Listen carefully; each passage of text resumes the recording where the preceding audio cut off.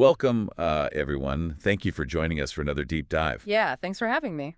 Usually, the source material you send our way is just incredibly dense. Oh, absolutely. Like, we are talking 50-page industry white papers, sprawling economic forecasts, or, highly technical architectural schematics. Yeah, heavy stuff. Right. And we spend our time acting as your guides, kind of mapping out the overarching themes and pulling out the most vital insights so you can stay well-informed without having to sacrifice your entire weekend to reading. Which nobody wants to do. Exactly. But today is a masterclass in extreme minimalism. It really, really is. I'll admit, when I first opened the file for today's session, I spent a good 2 minutes looking for the rest of the document. You thought it was broken. I totally assumed it was a formatting error or like a missing attachment, because what we have in front of us is quite literally just a business name and a website URL. Exactly 8 words. That is the entire canvas we are working with today. 8 words. It's wild. So our mission for this deep dive is to act as semantic detectives. We are taking these 8 words and putting them under a microscope. I love that. Semantic detectives. Because the reality is, when you strip away the million-dollar marketing campaigns, the abstract brand identities, and all that corporate jargon that usually clutters up our desks. The fluff. Right, the fluff. What you are left with is the unfiltered core of a business philosophy. We are going to extract the operational strategy, the market positioning, and the consumer psychology packed into this hyper-condensed package. It's a fascinating exercise because it forces us to look at the deliberate weight of language. Yep. In a corporate landscape where so much energy is spent on being clever or disruptive, there is a very specific type of strategic discipline required to communicate your entire operational model in a single breath. A single breath. That's a great way to put it. We are going to deconstruct the mechanics of that clarity and look at the underlying logistical realities it reveals. So let's just lay our entire source material out on the table right now. Let's do it. The text provided to us is the phrase, Sacramento Mobile EV Charging Solutions. And alongside that, the accompanying web address, sacramentomobileevcharging.com. That's it. That is it. That is the whole universe we are exploring today.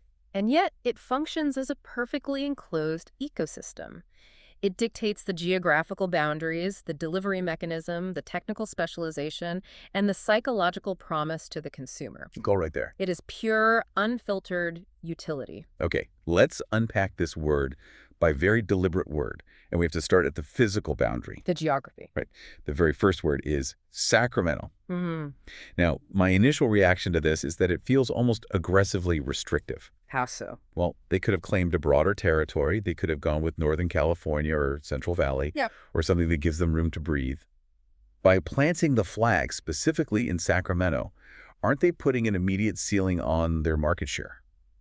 On the surface, yeah, it might look like a limitation, but strategically, it's a highly effective filtration mechanism. The power of hyperlocalizing a service in the title itself is about establishing immediate, unshakable relevance. Right. I see what you mean. When you lead with a specific city, you are doing incredibly heavy lifting before the consumer even knows what the service entails. You are bypassing the initial skepticism that consumers have toward faceless national networks. Right, because if I see a national brand offering roadside assistance, my first thought is usually, where are they dispatching from? Exactly. Are they 3 states away? Yeah, are they going to route my call through a center 3 states away, only to subcontract it to someone who might show up in 4 hours? It's the worst feeling. It is.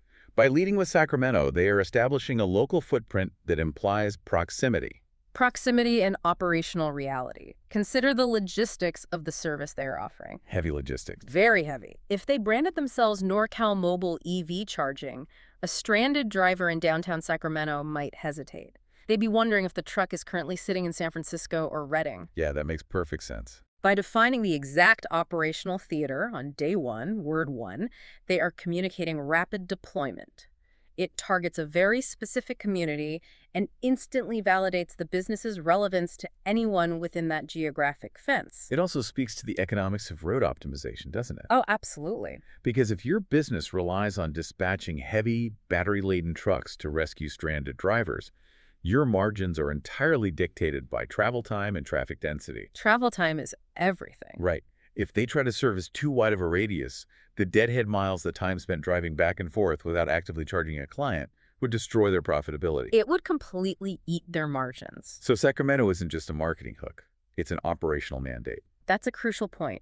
The geographic anchor dictates the fleet management strategy. It tells the consumer, we are right here, navigating the same grid you are. We're neighbors, essentially. Yeah. It establishes a boundary that ensures their service level agreements, their response times remain viable. Which is what you care about most when you're stranded. Exactly. It's a localized trust signal that abstract brands simply cannot replicate without millions of dollars in localized ad spend. They are trading broad, generic appeal for localized dominance. Which brings us to the second word. And this is where the operational model really diverges from the norm. Yes. The word is mobile. Now, for over a century, the paradigm of vehicular energy has been entirely stationary. Gas stations. Gas stations, charging hubs, whatever.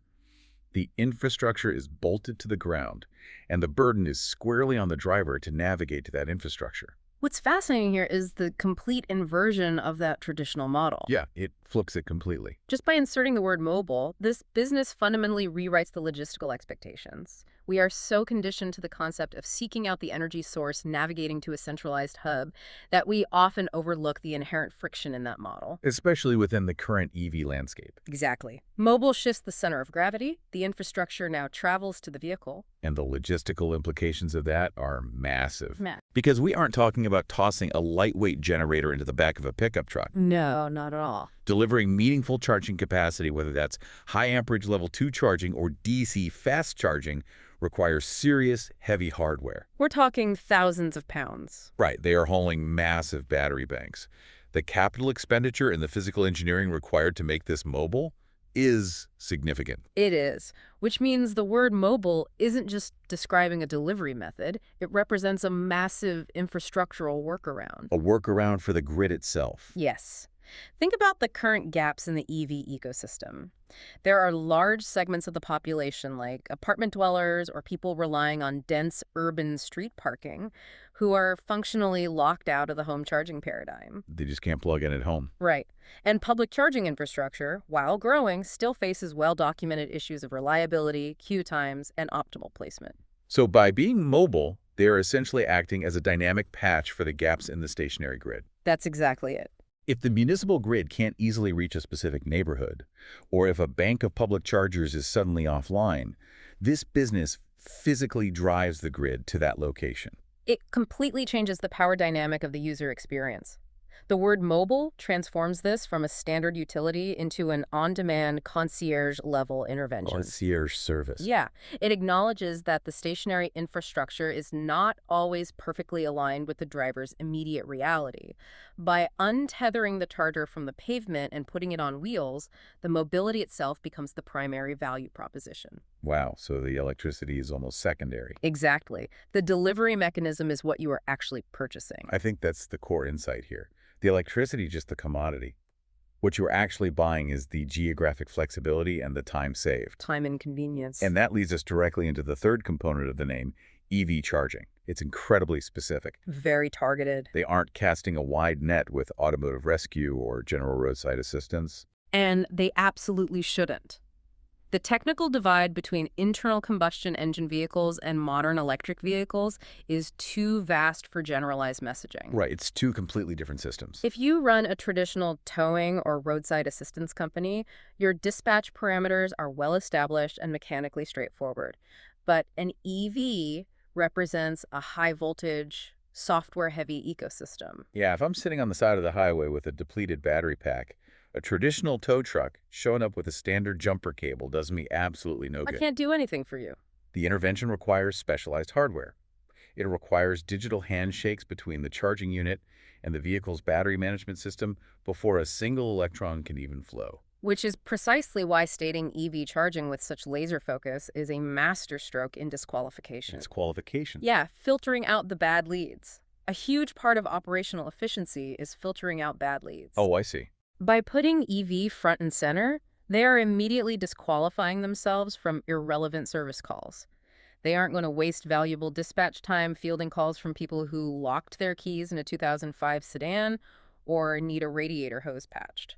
It acts as an incredibly efficient sorting mechanism, keeping their dispatch lines clear for their actual target demographic. It does, but simultaneously, it acts as a highly visible beacon for that exact demographic. It signals competence. Absolute technical competence. It assures the EV owner that this company possesses the specific, specialized equipment required for their exact vehicle architecture. Which is vital. In an industry where specialized knowledge is paramount and where improper charging equipment can theoretically damage a vehicle, clarity equals safety and reliability in the mind of the consumer. Now, I want to push back on the final word in the business name. Okay, let's hear it. Because I'm genuinely curious about your read on it. Yeah.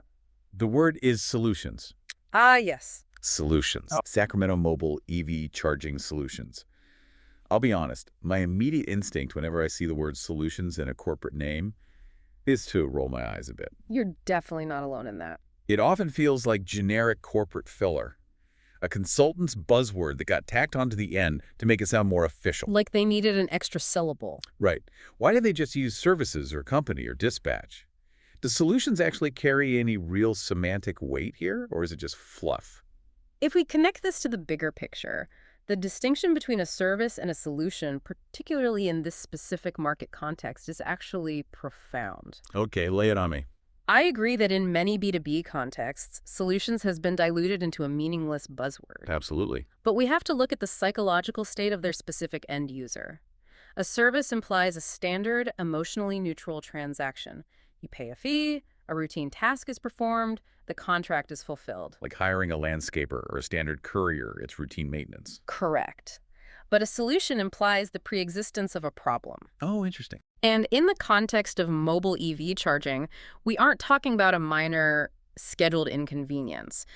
If you are calling this company, you are likely in a state of acute distress. You're stranded. You miscalculated your range, a public fast charger was broken, or you are stranded in a dark parking lot late at night facing the prospect of your vehicle completely shutting down. Panic mode. Exactly. You don't want a service in that moment. You want a rescue. That makes a lot of sense. The word solution acknowledges the anxiety of the situation. It really does. It shifts the framing from a mere utility transaction, buying kilowatts of power, to an emotional intervention. Yes. They're essentially saying, we understand that your day has just been derailed, and we are the definitive answer to getting it back on track. Exactly. It elevates the interaction from a commodity to an outcome. The problem the consumer is facing isn't just a lack of power in a battery array. The problem is the severe disruption to their life, their schedule, and their perceived safety. Safety is a huge part of it. The solution is the restoration of their mobility and peace of mind. Even if the word is slightly cliché in the broader corporate world, in the context of emergency roadside intervention, it hits exactly the right psychological note. It promises an end to the distress. Okay, so we've mapped out the highly deliberate, highly literal nature of the business name itself. But let's pivot and look at the second half of our incredibly brief source material. The domain name. The digital footprint. Because here's where it gets really interesting. We have the web address, sacramentomobileevcharging.com. The exact match domain. It is a strategy that has seen a massive amount of debate over the evolution of the internet. It is aggressively uncreative, and I kind of love it for that. It is what it is. There's absolutely no attempt at Web 2.0 abstraction here. They didn't drop the vowels and call themselves Krizzer. With a Z at the end. Right. They didn't hire a branding agency to come up with a sleek tech bro name like Voltify or Aura. Oh, that sounds so real. They literally just took the four most descriptive elements of their business name, smashed them together into a giant 30-character string, and slapped a .com at the end. This raises an important question about search intent and how consumers actually navigate digital spaces under pressure. Search intent is key. During the tech boom, the prevailing wisdom was that you needed a highly abstract, brandable unicorn name. You wanted a blank canvas that you could fill with meaning through massive advertising budgets. Like Uber. You think of companies like Uber or Lyft. The names themselves tell you absolutely nothing about the underlying service until you are educated by their marketing. Right. If you don't already know what an Uber is, the word itself doesn't help you figure it out. Not at all. It requires a massive, sustained marketing spend to connect the abstract word to the actual service in the public consciousness. But what this business has recognized is the raw, utilitarian power of hyperliteral digital real estate. Utilitarian power. They understand that their customer acquisition doesn't happen through casual browsing, lifestyle branding, or viral social media campaigns.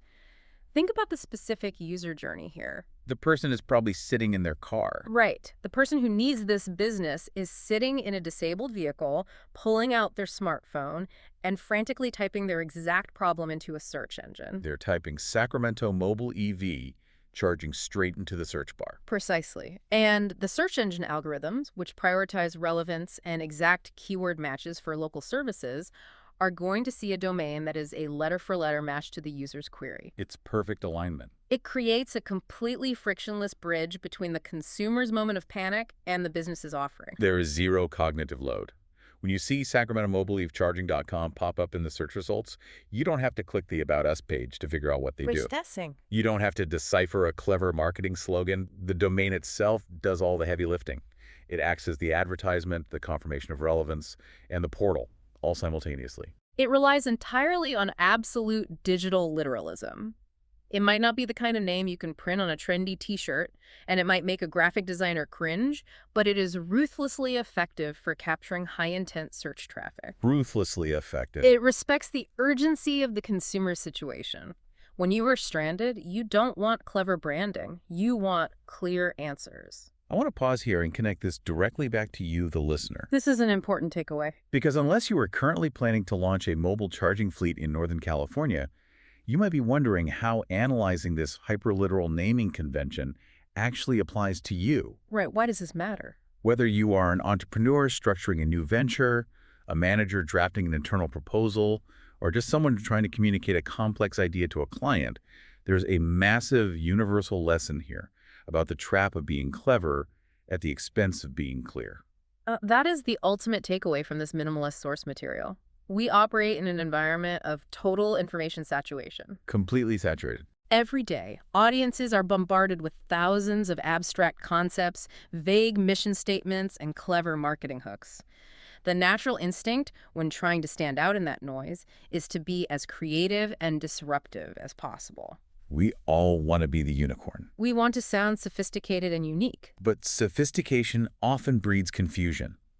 If someone has to solve a riddle to figure out what your company actually does or what the core thesis of your presentation is, you have already lost them. You've lost them immediately. For friction destroys engagement. Exactly.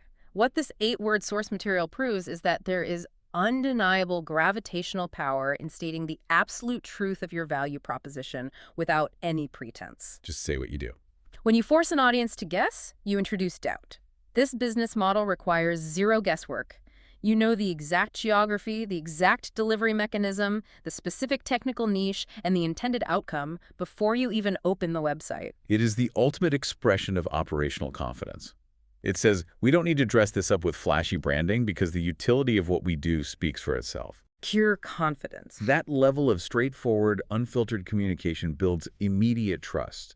And whether you are selling emergency electricity on the side of the highway or pitching a complex software integration in a boardroom, trust and clarity are the most valuable currencies you have. It is a phenomenal reminder that sometimes the smartest strategic move isn't to reinvent the wheel, but simply to describe exactly what the wheel does and where you can deliver it. So what does this all mean? We started this deep dive with what initially looked like a clerical error. A missing file. A source file containing just 8 words: Sacramento Mobile EV Charging Solutions and a matching.com URL.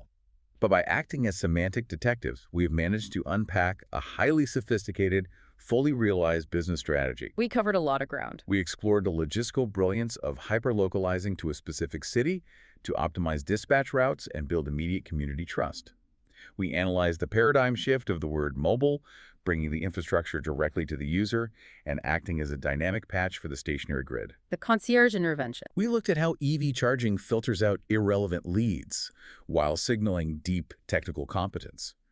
We debated the psychology of positioning an offering as a solution rather than a commodity service for a consumer in distress. Turning panic into relief. And finally, we decoded the brutal efficiency of an exact match domain that meets the frantic, high-intent searcher exactly where they are.